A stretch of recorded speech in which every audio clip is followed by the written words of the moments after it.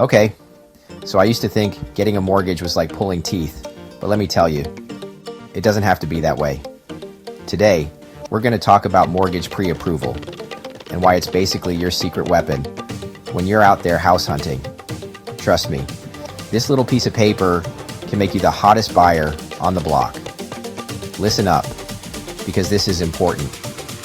Getting pre-approved is like getting a financial thumbs up from the bank before you even start looking at homes.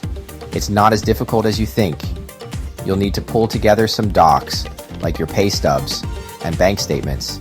And yeah, they're going to take a peek at your credit score. But don't freak out. This process is actually super helpful. It will give you a clear picture of what you can afford.